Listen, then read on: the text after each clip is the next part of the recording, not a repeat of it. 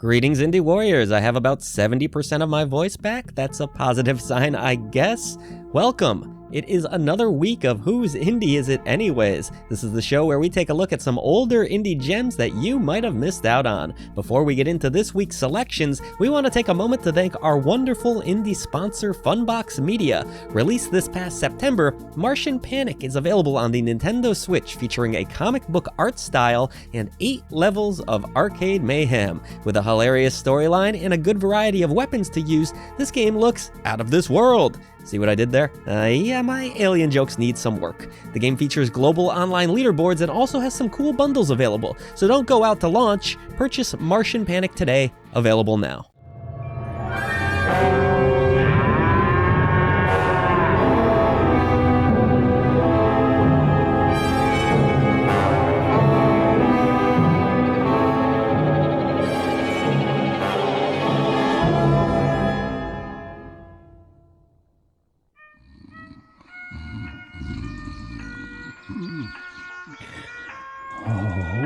Betsy. Howdy, folks. This is 𝐦𝐸 Special Report. Little green men are tearing apart the diner. What the? Stay in your horses. Come on, Betsy. Let's roll.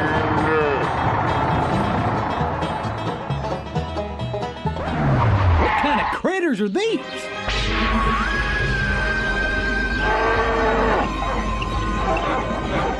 No, Betsy! We'll be back together soon, my love.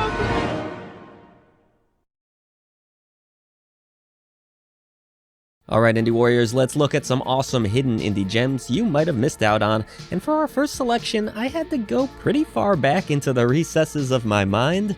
It's a game with great visual style, and one I enjoyed immensely. And that game's called White Knight, a survival horror puzzle game of sorts that released back in 2015. What really made this game stand out was the monochromatic visuals, and they're still really impressive today. And as you've seen in the indie scene, this is a style that is still often used, particularly in horror, this black and white aesthetic, and it's often used to great effect. Not saying White Knight originated the concept, but it did it quite well. It's also worth noting that this game was, as crazy as it is to think about, published by Activision, yeah. A big publisher taking a risk on a small indie. You just don't see that very often anymore. There are plenty of tropes here, the typical setup of a car crash, the giant creepy mansion, but still, I think 𝐸𝐸 Studios also had some very clever ideas. The noir narration and storytelling, the lighting effects, just a cool game that fans of the genre should consider going back to check out.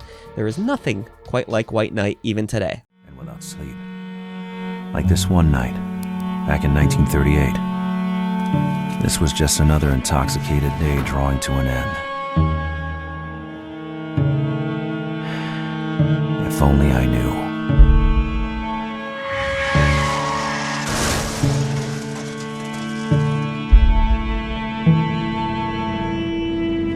Did I hit her? Was she dead? It was just an accident. It happens. Getting somewhere safe. That's all that mattered.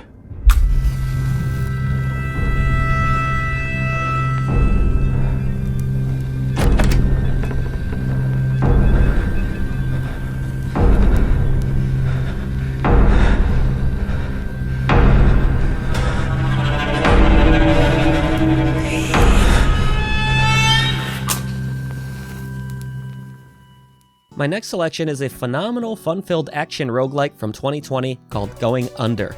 Why is it I feel like Going Under kinda just came and went? Awesome visual style, super addicting gameplay, a fun loop that I couldn't put down, so it just feels like nobody talks about this game. I don't get it. This whole concept of exploring failed startup groups is pretty hilarious, and I love how the weapons you can use and the enemies you encounter play so heavily into the themes of the game. This game felt fresh and relevant for 2020, and honestly, it still does now. I mean, it hasn't been that long, but from the combat, to the skill system, to the hilarious world and characters, I just adore Going Under still, and I think this game belongs in every indie fan's library, especially if you're a fan of dungeon crawling.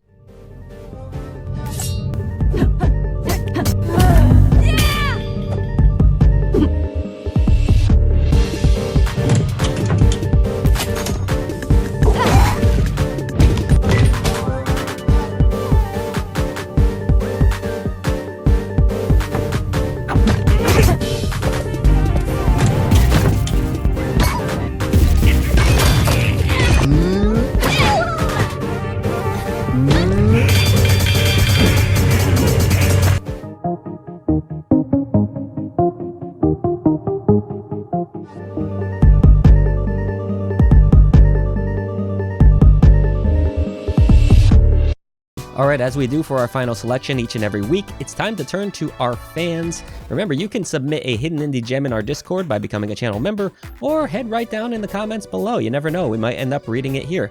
Our brave indie immortal, Long Dong Silver, has nominated HUNTDOWN. Quote, HUNTDOWN is a run-and-gun game that succeeds in paying homage to old-school arcade games with its dystopian cyberpunk setting ripped straight from a cheesy 80s action movie, beautifully detailed 16-bit pixel art, and challenging gameplay that can be enjoyed solo or with a friend. Probably my favorite aspect, though, is the audio.